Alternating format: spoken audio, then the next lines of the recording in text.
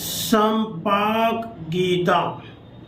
संपाक गीता महाभारत के शांति पर्व के अंतर्गत आती है।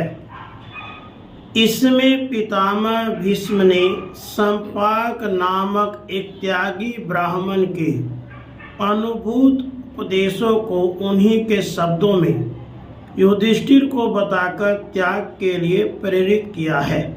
संसार में धनी हो अथवा निर्धन, सुख दुख प्रत्येक मनुष्य को होता है। त्याग के बिना न वास्तविक सुख मिलता है न ही परमात्मा। त्याग वृत्ति अपनाकर सुखी होने का उपदेश देने वाली यह संपाक गीता चलिए श्रवण करते हैं।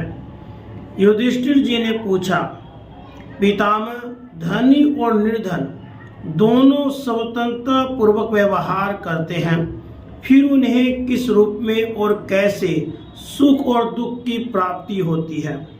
भीष्म जी ने कहा, युधिष्ठिर, इस विषय में विद्वान पुरुष इस पुरातन इतिहास का उदाहरण देते हैं, जिसे परम शांत जीवन मुक्त संपाक ने कहा था।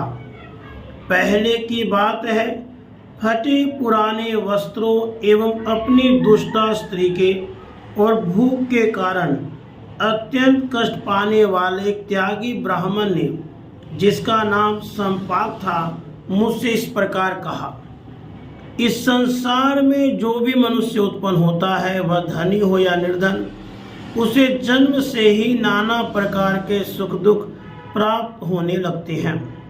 विधाता यदि उसे सुख या दुख इन दोनों में से किसी एक के मार्ग पर ले जाए, तो वह न तो सुख पाकर प्रसन्न हो और न दुख में पड़कर परितप्त हो। तुम जो कामना रहित होकर भी अपने कल्याण का साधन नहीं कर रहे हो और मन को वश में नहीं कर रहे हो, इसका कारण यही है कि तुमने राज्य का बोझा अपने पर उठा रखा है। यदि तुम सब कुछ त्याग कर किसी वस्तु का संग्रह नहीं रखोगे, सर्वत्र विचरते हुए सुख का ही अनुभव करोगे, क्योंकि जो अकिंचन होता है, जिसके पास कुछ नहीं रहता है, वह सुख से सोता और जागता है। संसार में अकिंचनता ही सुख है, वही हितकारक, कल्याणकारी और निरापद है। इस मार्ग में किसी प्रकार के शत्रु का भी खटका नहीं है। यह दुर्लभ होने पर भी सुलभ है।